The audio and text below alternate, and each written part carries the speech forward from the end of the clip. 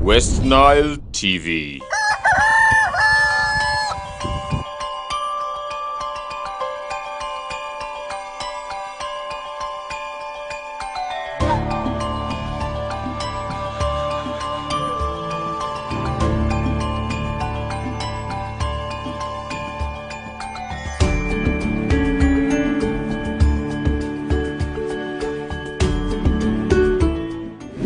Good morning, this is Kokoliriko live show right here from West Nile Television. My name is Dennis Oringi and I am sitting in for Andy Opingopi Adamati Yusuf, who is for official duty. And today, being Thursday, I am delighted that I will be hosting some guests right here for this particular show, and we shall be dissecting on some of the issues that we have right here in our country, Uganda. And I know those who are following us from our different social media platforms, I know you will also get to the discussion. You can also contribute, you write your comments, you follow us on Twitter, follow us on Facebook, follow us on YouTube. You can as well follow us live on StarTimes channel number 477. And even you can follow us on free-to-air decoder if you have one for yourself where you are at this particular time. Dear viewer, you need to know that there are a number of stories that are making headlines in our region, West Nile. You need to know that Zombo district is to get another coffee factory, and for long the district has been having a coffee factory and development infrastructure led Ethiopian company called ACKJ to also build what we call a cafe in Arua City. So very soon the people of Arua City, you will be enjoying cafe made out of coffee that will be coming all the way from Zombo district. And you need to know that these partners have entered plans to partner with Okoro Coffee Union to boost coffee production and establish another coffee factory in the mainly Arabica growing coffee district of Zombo district. And you need to know also, still in Zombo district, the tea farmers in Zombo district are demanding government to set up a tea factory in the district. Currently, the tea leaves that are being bought by Edwin Foundation with funding from the South 3 at the tune of 108 million, the tea leaves are being taken to Oima for what we call production. So we don't have processing machines, we don't have processing plants in Zombo district for the tea farmers. So it's upon the government of the Republic of Uganda to think about the people of Zombo district. I love the fact that President Yoweri Kaguta Museveni in 2019 came to Arua and he addressed the people of Arua district at now the ground that has been put up for another business venture. He told the people of West Nile, let us move away from subsistence farming to commercial farming, and we can embrace commercial farming if we have the necessary tools and equipment for us to embrace commercial farming. And away from that, let's go to northern Uganda, that is the Greater North. We are talking about Gulu city here. You need to know that Gulu Central Forest Reserve is supposed to be, clear to pave way for expansion of Gulu University. Now, this development comes after the university leadership met with legislators to introduce a motion on the gazettement of the forest to allow expansion of the university. In 2017, the university was accused for illegally occupying 29 acres of land belonging to Gulu Central Forest Reserve following the expiry of its temporary occupation license in 2017. Thanks for watching. Let's first go for a commercial break, and when we come back, we shall be having our guest that we have for today's show, and we shall be talking a number of issues. One, on the topical discussion, we shall be talking about a COVID-19 relief fund. Some people termed it to be Nabanja money, and we will be getting to understand what exactly happened to that money given to Arua City. Was there inclusiveness catered for when it came the time that people were being registered? Who registered? Who? When? Why? And how? So those questions will be answered by the guest that I will be introducing after the commercial break.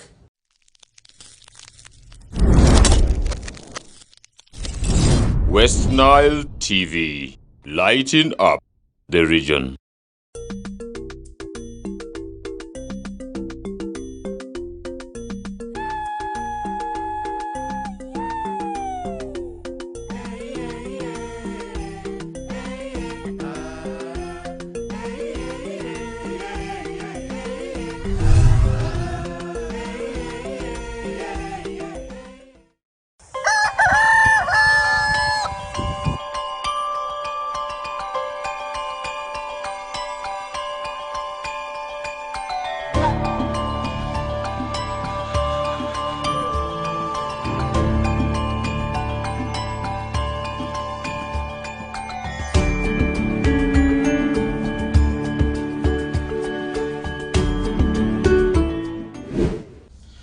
Welcome back from the break.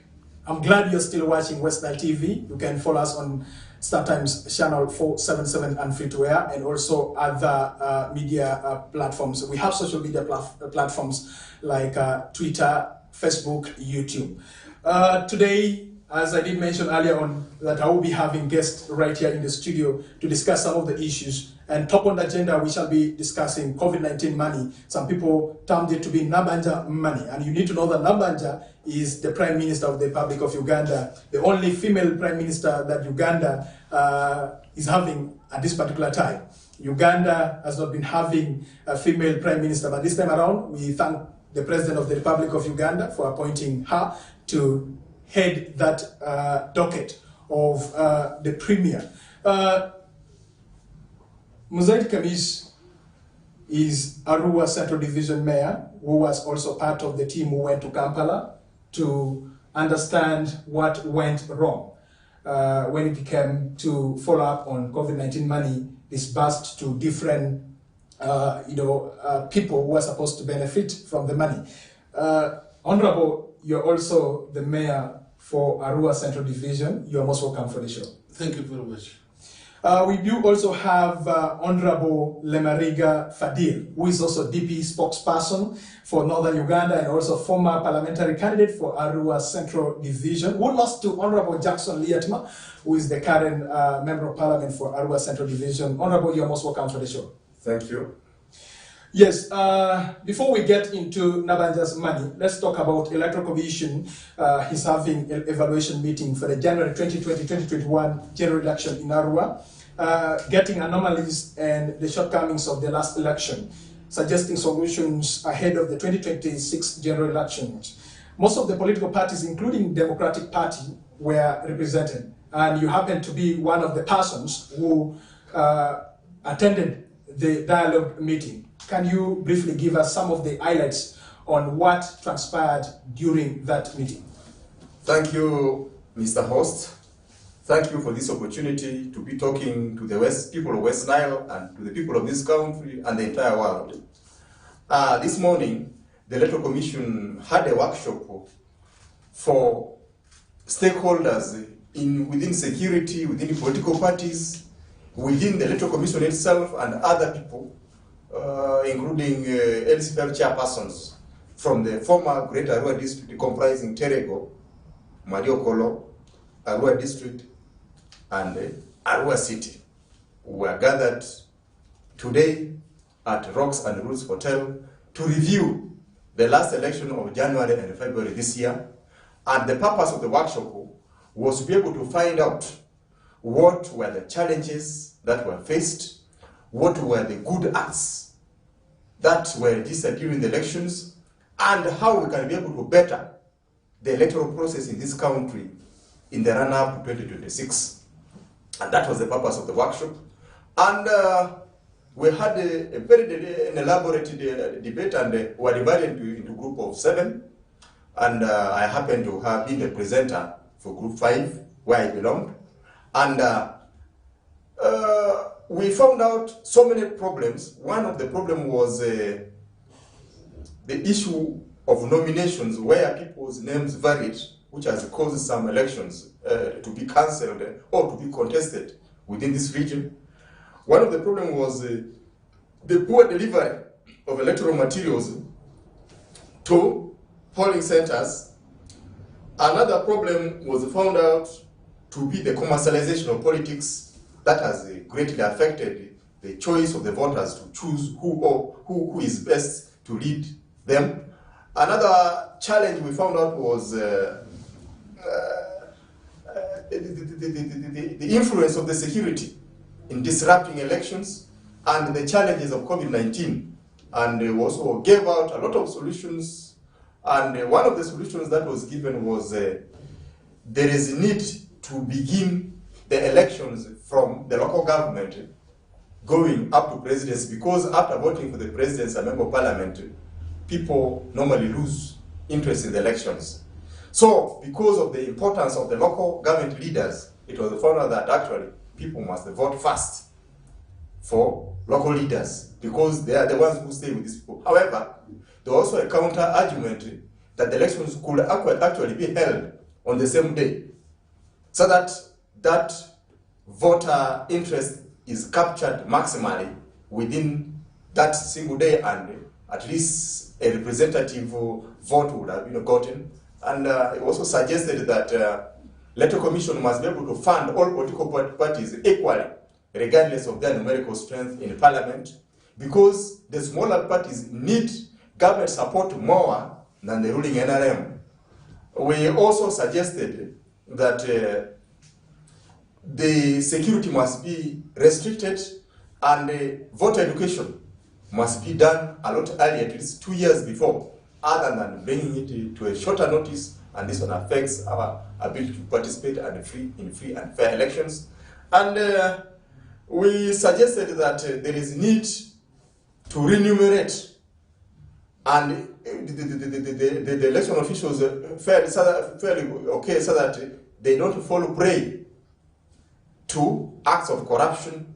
And there were so many recommendations, and they have been captured. Actually, there was a consultant who was doing the capturing, because he's going to write a report. This report is going to be submitted to Electoral Commission, so that the Electoral Commission takes action on some of the issues that it can be able to address, and if it concerns the law, like changing the electoral system and so many other things, requires a parliamentary amendment. So some of the issues will be taken to cabinet, from cabinet, and then a bill will be made, then the issues will be brought before the floor of parliament for debate, and if adopted, changes can be made so that we have better elections than we have had this year. Okay, yeah, thank you very much. Let me come to Honorable Mosaid Khamis. This is not the first time that the Electoral Commission is organizing such kind of dialogue. We have been having such dialogues, and recommendations were made during the previous dialogues that the country had as far as elections in this country is concerned. Do you think the recommendations that are being made, they are being used by the responsible authorities that are charged with the responsibility of holding elections in this country? It's my own opinion and my own assessment. Thank you very much. I am Mosaid Khamis, the Mayor, Central Division of former Ruwa Municipality. The reforms that have been agitated for a good number of years, to my own understanding, have not been made. You look at the involvement of the security in elections, the way people were caned, charges that have been made, the way other people have been removed or nullified just because of their names. I don't think it is all what Electoral Commission is doing is at the interest of the democracy of Uganda. I don't think. It must be an interest of an individual. Because who appoints Electoral Commission? That's the question. For us to prove whether whatever they're doing is really a very clear issue. Who appoints them? If it was to be a board, that can be should and that can issue, and that where the people apply on merit, then we will have a doubt of maybe 20% or 10%. But this is single-handed people. The people who are there, they have just been rewarded. They have been rewarded. Who is the current chairman of the Electoral Commission? Which position was he holding? Ask yourself those questions. I don't think these reforms, it's just a matter of playing with us. I don't think the reforms can help. There are those issues he had put, which are generous. That especially the election, particular election date. For those of us who are at the local government, that is the heart of actually the leadership. Because the role L1 does, the role L1 plays, is not the role the president plays. The role a councillor plays or a LC3 chairperson plays, the role that we play at the urban setup of garbage management, which needs the voters to have a lot of interest in collecting or in electing right leaders. But there are people who have passed with the total number of votes of 400, 300. One of my colleagues won as LC3 with 280. So, do you think it is a generous election? One of the sub-counties, I was interacting with him. He got 280 and he won it. Meaning that he just picked his people. But if these elections were conducted together, the president's side is here, MPs are here, mayors are here, they are with their councillors. then it will be a very perfect issue. Or else also, we start with LC1s, we move to LC3 with these councillors, we come to the division chairpersons and the division mayors, LC5, and the MPs and the president. That will make it at least. But out of all these reforms, I will know that Electoral Commission is doing a righteous thing when they are in the position to amend this. And that will be the most part. People will exercise democracy, will really know Muzaidi won it. Because I can't be happy of winning by 280 votes. And I say, no, what is the voter number? If that was in the developed countries, I don't think that election will be considered. Thank you.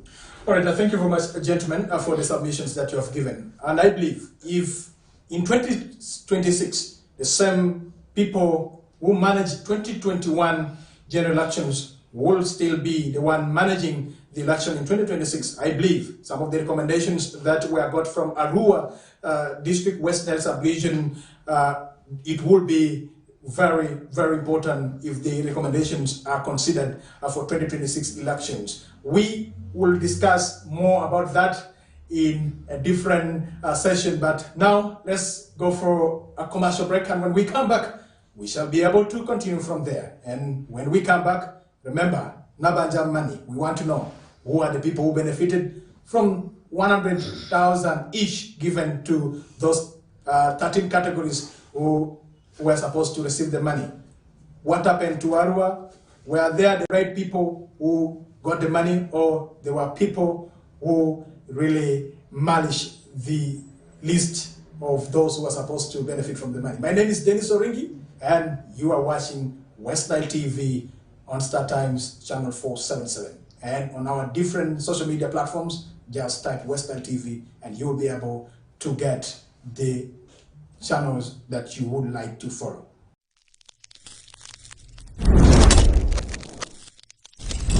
West Nile TV, lighting up the region.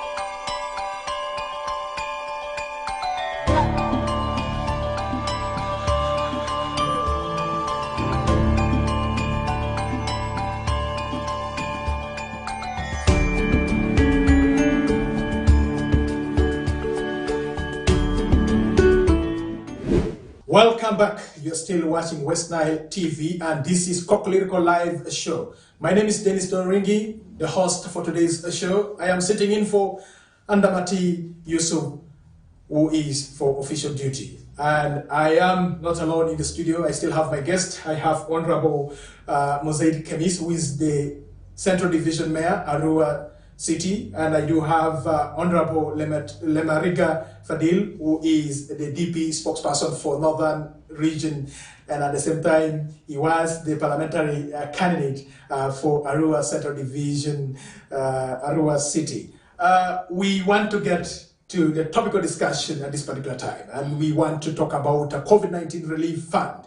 And you need to know that on 20th June, the government announced plans to give cash to 500,107 people selected from 42 cities and municipalities across the country. Now, what is coming through is that the whole exercise was marred by registration hitches and irregularities of corruption and disagreements with local leaders. And I am so delighted to have one of the local leaders here in Arua City, and he is the mayor for Arua Central Division. And Arua Central Division, for the starter, you need to know that it is the former Arua municipality.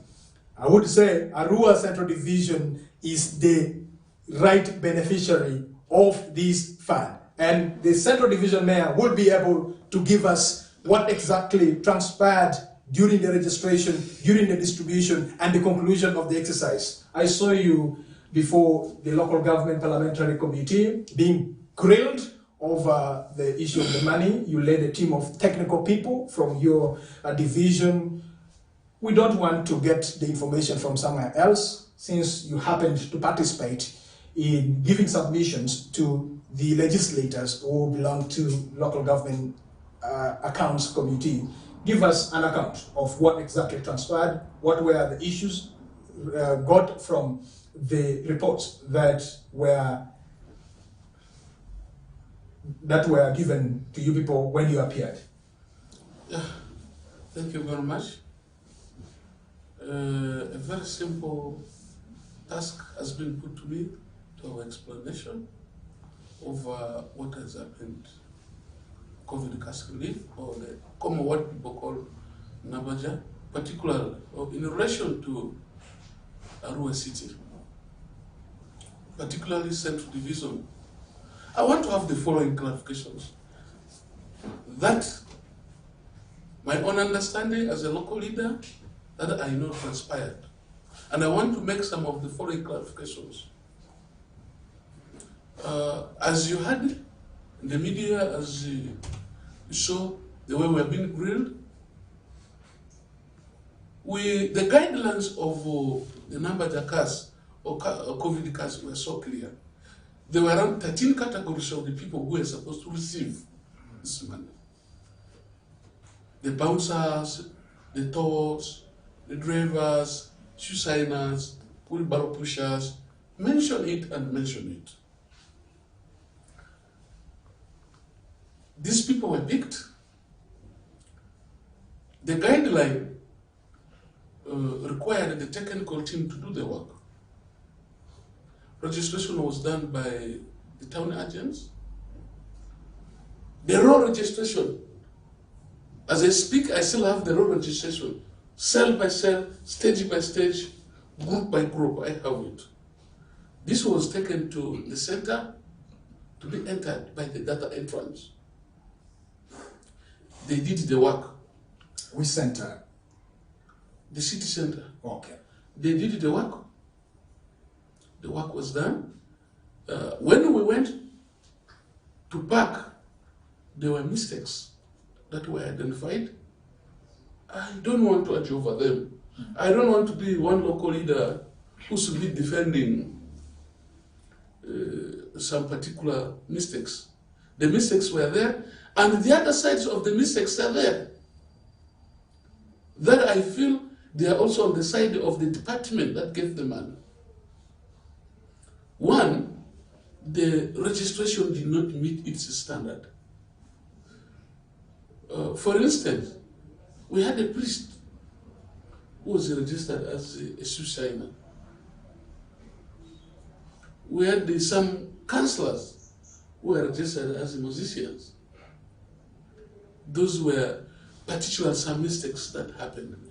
But as a local leader of Arua City, Central Division, no technical officer registered for that cash. I want to make it.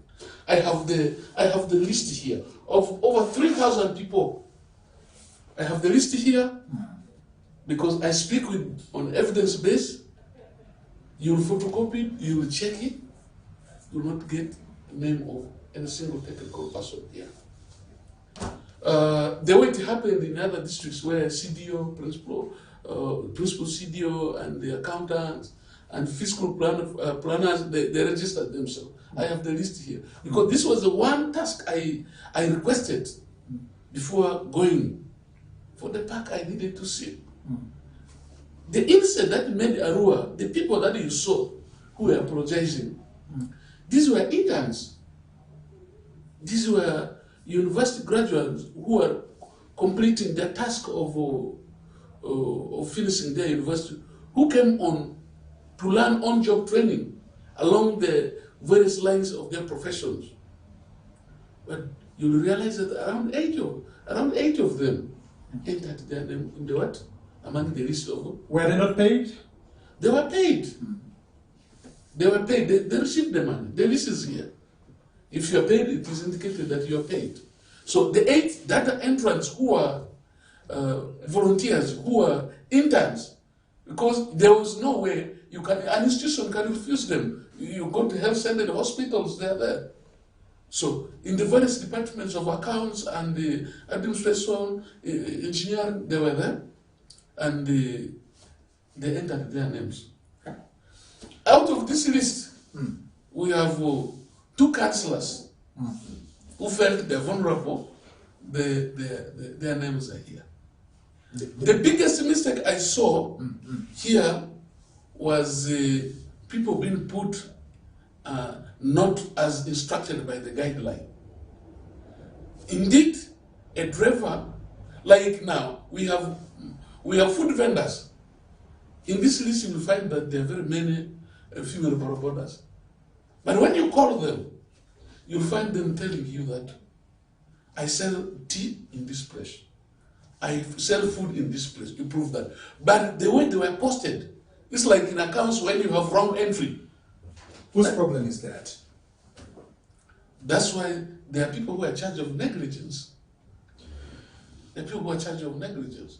So the problem originated from the supervisor of the technical team. 2, the team that developed the software did not equal also give rooms.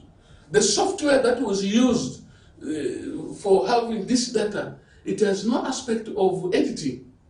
That was one. The moment you click Lemerga Fadel as a bouncer, it will never move. The system captures. That was one mistake that I realized. Number 3, I want the whole nation to understand, the whole country to understand. There is a need to do something special with the OPM. All projects, all related funds that originate from OPM, they have issues. Most of them have failed. I want to ask you, talk about NUSAF. Look at the sagas of NUSAF. Talk about PRDP. Mention them, as you can mention, they have all failed. There is a problem with the OPM. Even if tomorrow they give you another fund, there is a problem. One unique thing, people have paid interest only on the names of the people who have got the 100. Do you know the administrative cost that was in developing this software? It was more than the money which was given out. The administrative cost, a deeper issue that none of us has gone to analyze. The administrative cost, the expense of the people who were paid there was more than the money which was given to the vulnerable people. So there is a biggest challenge with the OPM. There is a need to sweep and clear the room in OPM. I believe there are a lot of mafians in OPM. I believe that.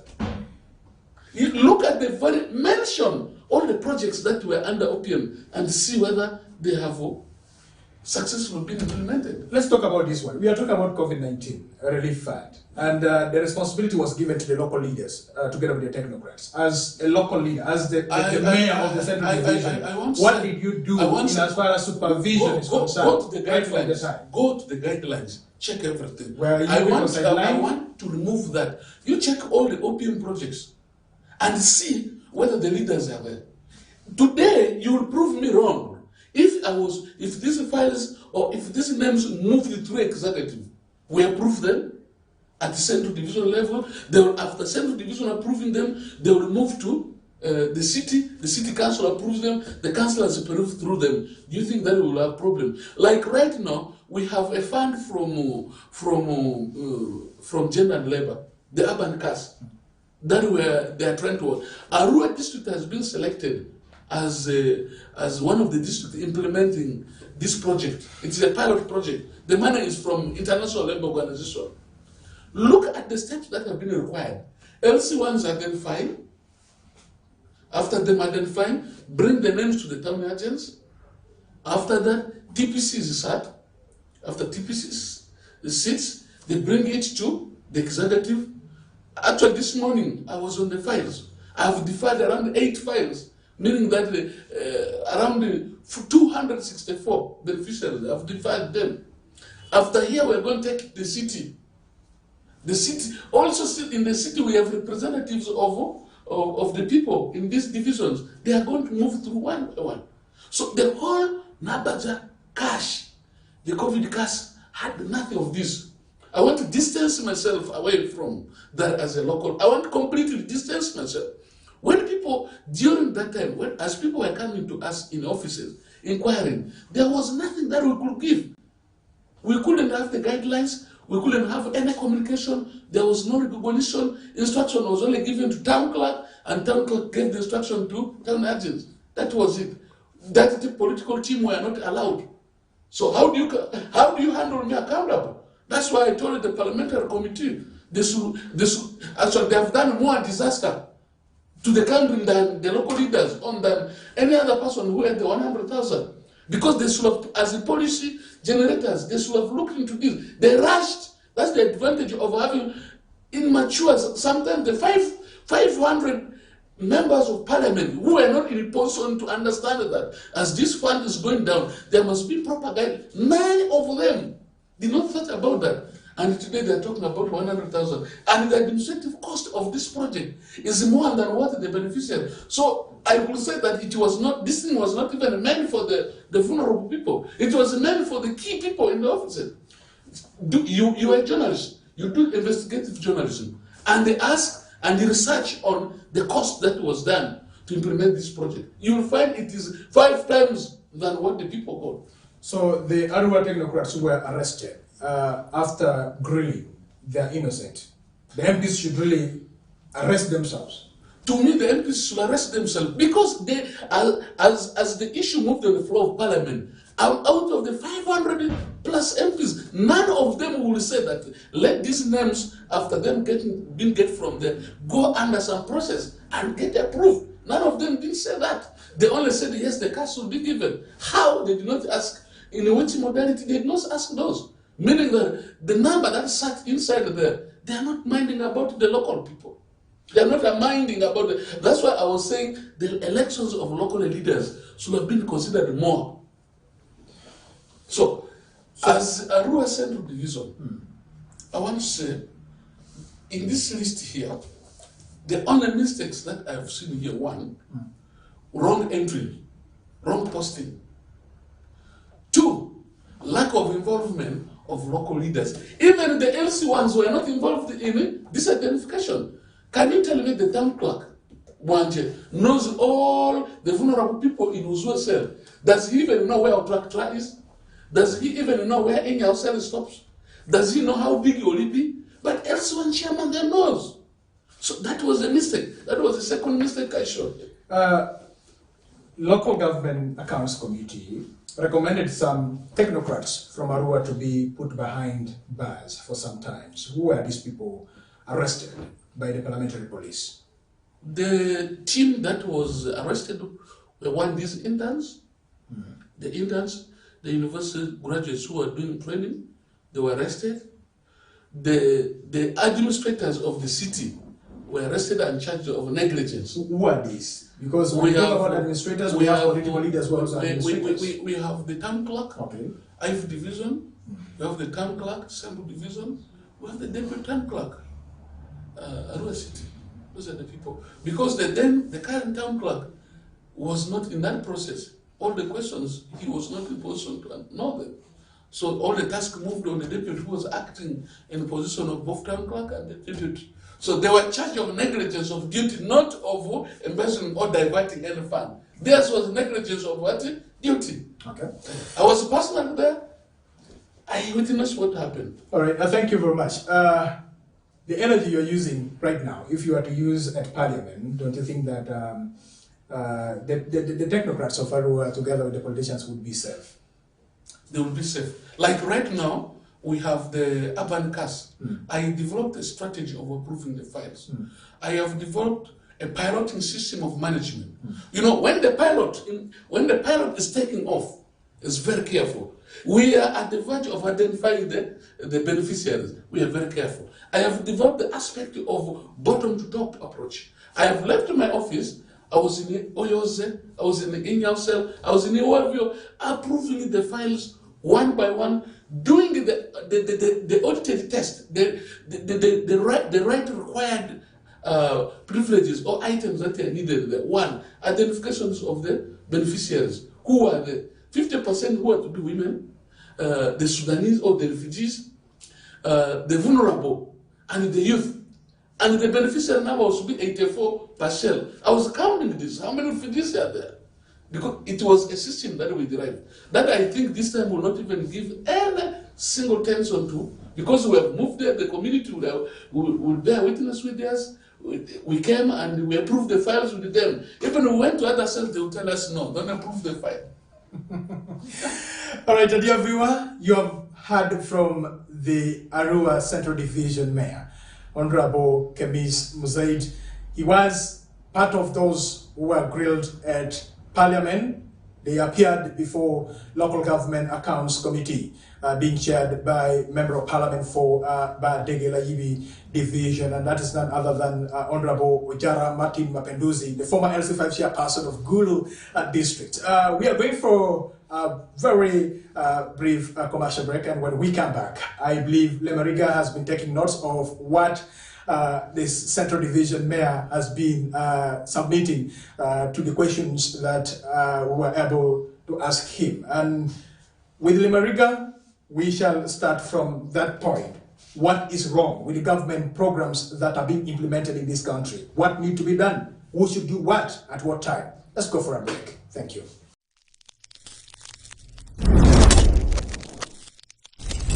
West Nile TV, lighting up the region.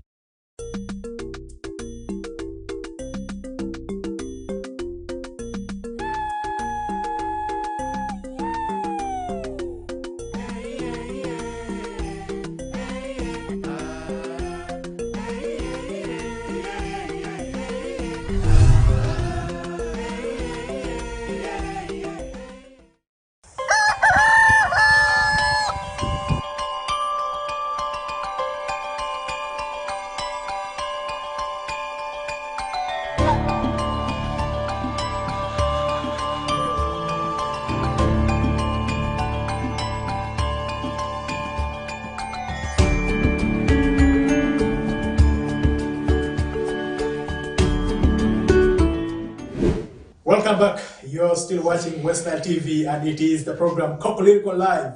My name is Dennis Orengi, sitting in for Andamati Yusuf, Opingo P, and we are discussing Nabanja's money. We are talking about COVID-19 relief fund given to the vulnerable persons we have in this country. From the submission of the Central Division Mayor, Honorable Muzaid Kemis, you really know that the true meaning of vulnerability in Uganda is now losing its meaning. Should we get another word for the vulnerable persons in this country? Because this is not the first time the government of the Republic of Uganda is coming out with a project to help those who are vulnerable. Let me have Lemariga Fadil. You speak for the Democratic Party, and you happen to be one of the bloggers that we have in West Nile region when it comes to checks and balance of government programs that we have in this country. What is your submission to the issues surrounding Nabanja's money that you have had from the Central Division Mayor? Well, the issue of the COVID relief, the mess did not just begin recently. You remember during the reign of Hakana Rugunda, a lot of rotten food was bought. This food that was bought did not go to the rightful beneficiaries, and people in government, in the office of the Prime Minister, allocated contracts to themselves. Actually, it is the COVID relief supply that costs the job of Rwakana Rugunda. That's why President Museveni dropped him from cabinet. Therefore, the thing began that time. People in the office of the Prime Minister were arrested, taken to court, and arraigned in jail. Eventually, they were released after the elections. And this time, Nabanja said she doesn't want to give out food because there's a lot of mess. Now, she wants cash distributed. So here we are. Days kept on going. There was no action, if we can recast our memories. So there was a panic because the days allocated for the cash to be given out were less than 1 week. And this cash was nothing but to score political goals or credit for NRM government. So it was mishandled that way. That's why the first recipient was a political assistant to the former mayor of Gulu. And that former mayor was himself a beneficiary of the 100,000. As we talk, I think both were arrested. I don't know what has happened to them. Mapenduzi had to head to Arua. Now we have heard what has happened. Now I have listened so carefully to Muzaidi Kemis. He's saying his council of the division approved the list before it was sent to the city council. And I believe the city council could now do much, but rather also work on the same list his council had approved. So, what of those people who must not have benefited that were in his list, what did his council do? I think I want to make. You have a very nice question. I want to make correction. Yes. My statement was so clear. I say, if in this fund they were to involve us, the way they have involved now the local government in urban cars, we won't have any problem. I have said we are from approving the list of beneficiaries for urban cars. You know, urban cars is different from COVID cars. This is another project. So you are telling us. I said I have distanced myself from COVID cars. You were never involved. Even the LC ones were never informed. Of yourselves? Of themselves. That's why I was asking, has the town clerk of Arua City know where Ojuro Seri is? For him to pick somebody correctly?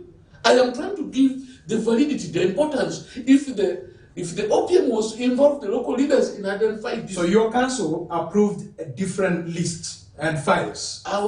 There is an ongoing project. Yes. That is called Urban Cash for Work. I was citing an example. The best of it, if it was to move through the local council, we wouldn't be having these problems. I will be in a position even to identify my councillors who have written their names here, because they were going to check the files, but this chance was not given to them. It was not given to the LC ones. I don't think an LC one will write the name of a councillor. Okay, thank you very much. So that, I was trying to say that I don't want to. I was citing the goodness of if the file was to go through and I said all projects of OPM have OPM ignores the local leaders, and they end up in a mess. Okay, thank you very much. I believe now, Honorable he has now made it a lot more clear. Okay, thank you. Yes, he has now made it a lot more clear. Actually, I was also closing following the COVID relief cash mobilization. And indeed, actually, I and him come from the same cell. We are ruled by the same NC1, chairperson, a youthful man. You'll help me look through the camera. Of our age. And indeed, we know who is vulnerable in DB. But these people are not But none of them benefited. Got the money. The real vulnerable person. They did not. No, be. There's a woman last year who works at Ulipares Primary School as a cook. This woman, due to the challenges of life because of the lockdown, she collapsed in her room in Ulipi. She could not even crawl. Until neighbors got concerned, they now went and knocked. She was not even responding. They had to break the door to get her out. Then they gathered a few things, gave her. They even took her to hospital to be tested. They found out that she wasn't sick. Her sickness was hunger. And these people did not benefit. Yes. So it is the LC1 of the particular area who will now identify yes. So she did not benefit, and many others. Now you leave this to town clerk. You think the town clerk is aware of that? They rather came. They were moving with the sheets. They were using somebody whom we know.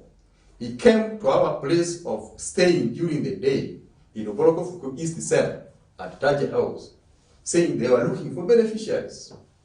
So I was seeing the mess. And by the way, the day for closing, the program was drawing closer. So there was need, and Arua wasn't prepared. And I don't know why the elected leaders were not made part Because they knew they of were not the arrangement. They knew there was going to be a Now I'm telling you what I saw, because I wasn't aware of what was happening in council. So the people, even though I wondered, that man who came collecting the list is not part of local government. I want to cite an example. The person who was sent to collect the list of beneficiaries in a Kenya ward found herself writing names in a Mbeko village in a former Kokoliriko division. Is collecting data for Of Kenya the ward. vulnerable persons. In a Kenya ward, but found herself recording people in a Mbeko ward village. So this is exactly what happened. I was watching, but I couldn't do anything because I am a private citizen, who only has to look for my welfare in my own ways. I'm not accountable. I'm only accountable to members of the Democratic Party who elected me as a chairperson, and that authority that appointed me as the regional spokesperson finished.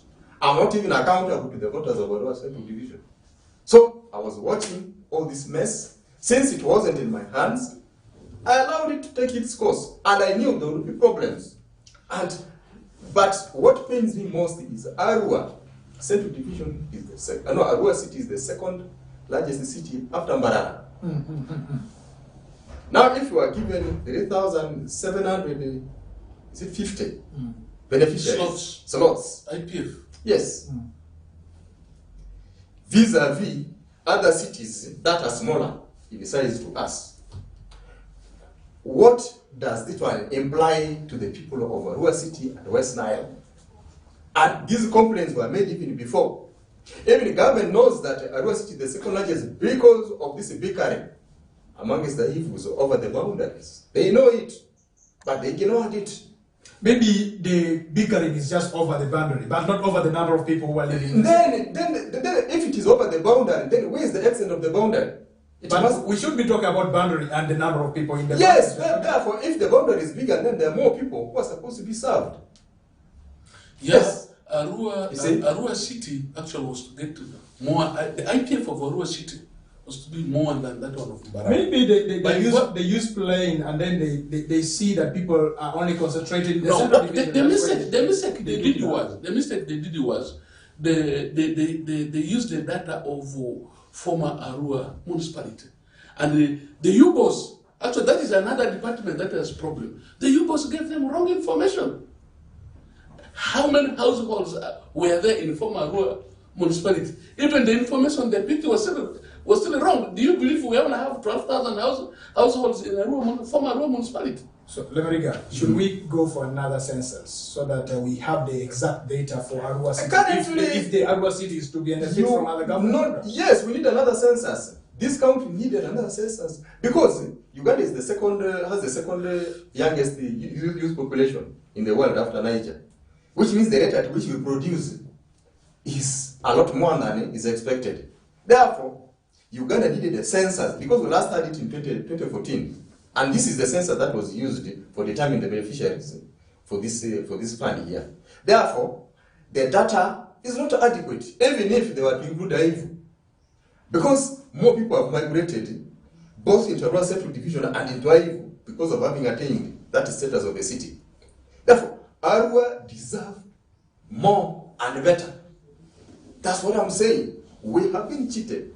You see, it is not my problem is not even the 100,000. What is your problem? My problem is the inability of the ruling party to empower the people of this region to fish for themselves. Other than We have different government programs in the name of getting people out of my biggest issue is the delay with the connection West Nile to the national grid. To me, it surpasses because this 100,000 I can get and I finish it before midday. This is nothing. But we have power. We don't have power. This power is inadequate. Look. So what do we have that we need adequate power? There is a power dam in Agago district. Yeah. Built by a South African company. Let us what? Yes. Ipade. Yes. Nagago. Yes. Ipade. Yes. Currently, the power it produces is not used. Instead, Uganda government is paying this company for power not used. This money being paid is taxpayers' money. You know, I don't know whether Ugandans understand. You bring investors to solve a problem, then you even come and create more problem. For sure. That's, that's why I said a lot of mafias. So that is what pains me. So you see intermittent power in a group, it has to take Saleh to come first and call all the heads of the three agencies of electricity for a meeting. Then they confess, then you see that things have improved. And because Saleh has never been to Arua and he has never been able to have such a meeting, so that these leaders are able to fix the power problem, then we'll have it here. Do you know how much loss we are making for not using the grain milling machine in Awindi?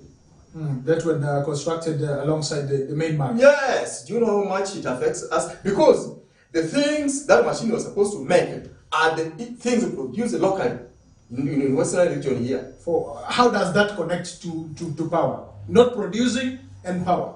Because they tried it. They tried the machine. They said, let's try it with the Nyaga.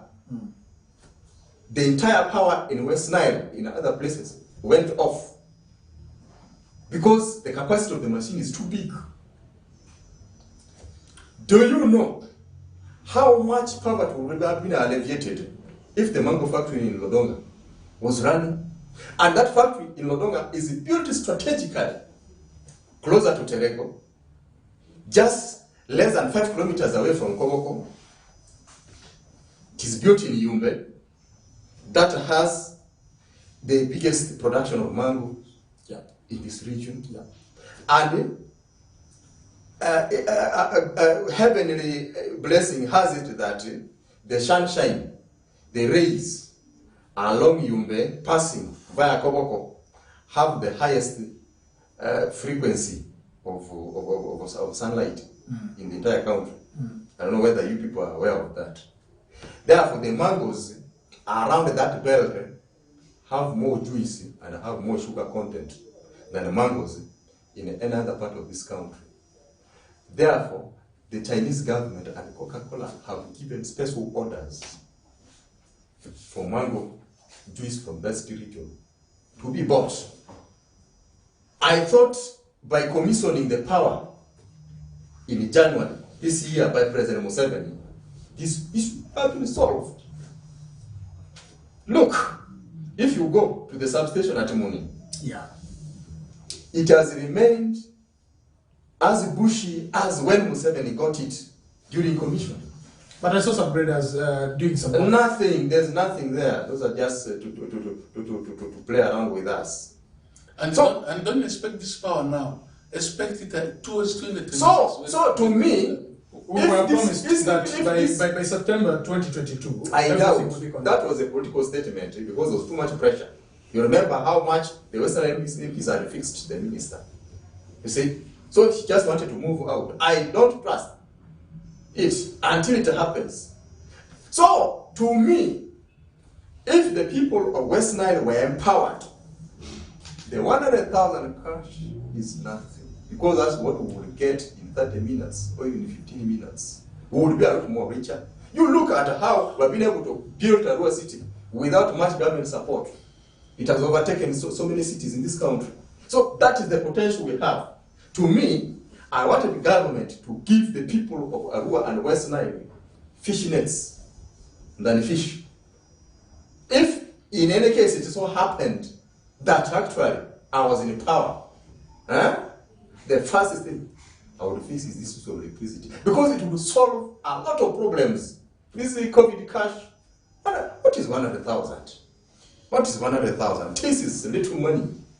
Now, if the government gives the net, as you're talking about, yes, what if the nets are also corrupted, like some of the projects that we see being corrupted? By the leadership that we have. Look, this electricity will be acquired privately by the consumers.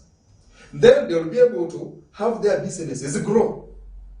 People will actually require little support from government, then this empowered community would have the voice and the strength to ask for it. Simple task here. Yes, Just ask him a simple question. He works here. How much money do they use in fuel for generator in a month? Yes. Don't they think that would be a good profit? Yeah, it will be a good That's profit. simple. Yes. Let's not move very far.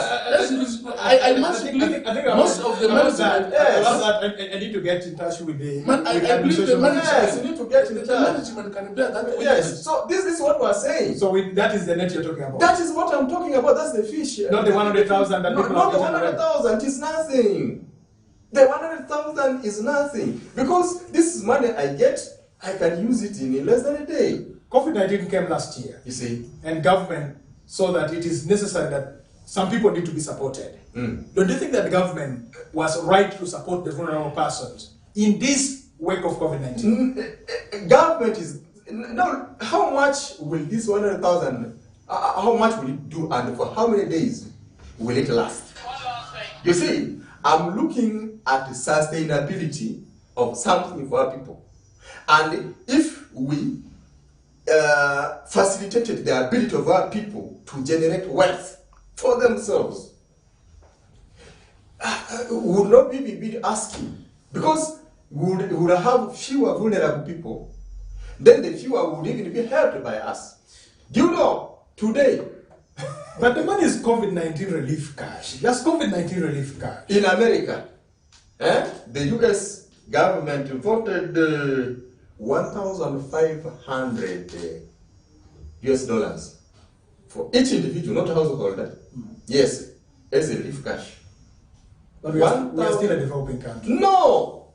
You You see, the problem is we will continue to sing this song. Look at our potential. Uganda is one of one of the wealthiest countries. Do you think it is even right for Congo to ask for aid when it actually has one of the biggest deposits of minerals? It is because of the mindset that Congo is begging, and our problem is also the mindset.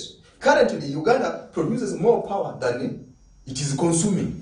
Not it can consume, because it can consume all this power, but because of these encumbrances of connecting the lines, delaying to do this and dilly-dallying, then this politics of if person is given power, then to develop faster, and then when the people become economically powerful, they not listen to government, they instead want the power in Kampala. See, those are the fears of government. And that's why they're playing this game here. But if we removed all this and allowed all the parts of this country to grow, and if we did not so much care about who holds power, because that's why developing countries are developing more.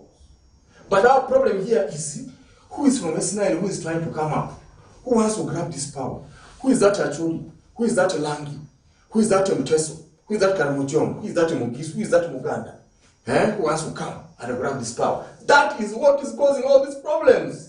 Okay, thank you very much. From COVID-19 money to the issue of power, Lemeriga Fadil says government need to give nets for the people of West Nile so that they can really fish using the net.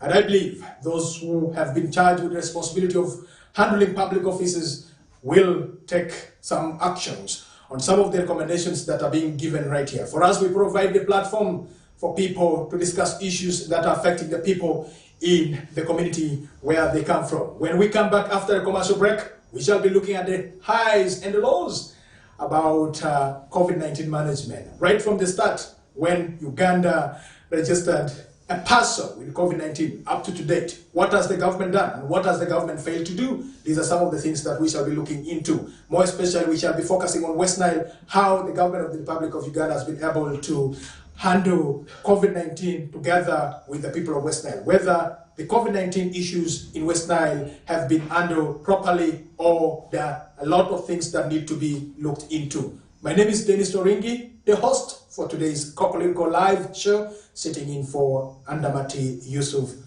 Opingopi.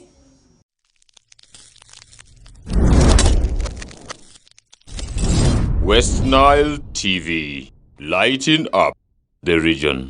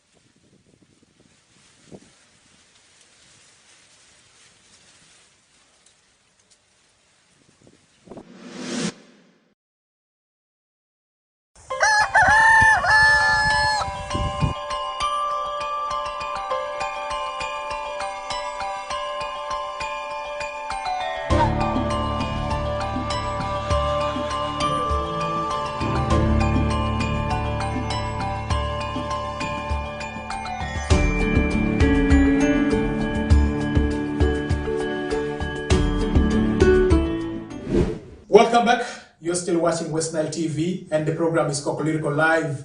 My name is Dennis Orengi. In the studio, I still have His Worship, the Mayor of Arua Central Division, Honorable Mozaid Kemiz. And I do also have still Lemariga Fadil, who is the Democratic Party spokesperson for Northern Uganda.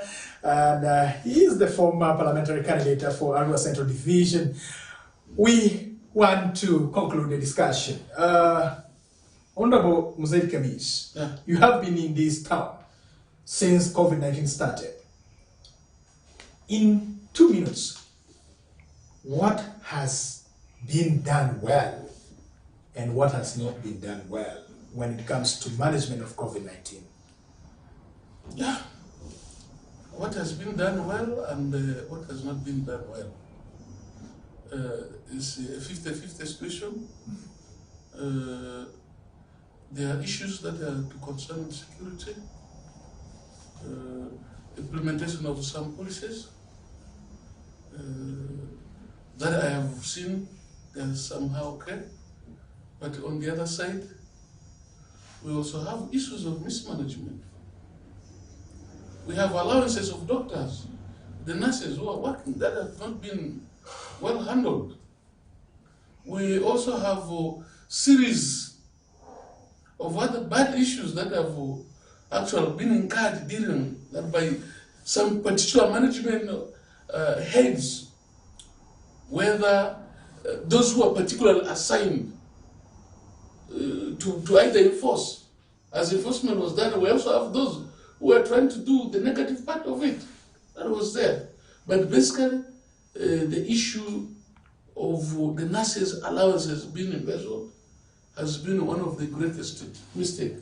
Then the issue of the COVID reliefs that have not been handled well, to me, has been one of the issues. Right from the time when food was given, you saw when stones were purchased. Can't remember. You see when stones were purchased, instead of beans, 50 kilogram, at least 45 will be more of stones and rotten beans than the real beans. The food for the quarantine centers. You saw the problems people incurred in the quarantine centers. We showed how the centers were left. Up to now, we had the prison primary school. You saw what happened. So a lot of issues. But what I'm saying is, the people who are heading at a high level, they must style up. They must really style up. In all departments, I see people having interest of only swindling the cash themselves than doing work for this nation.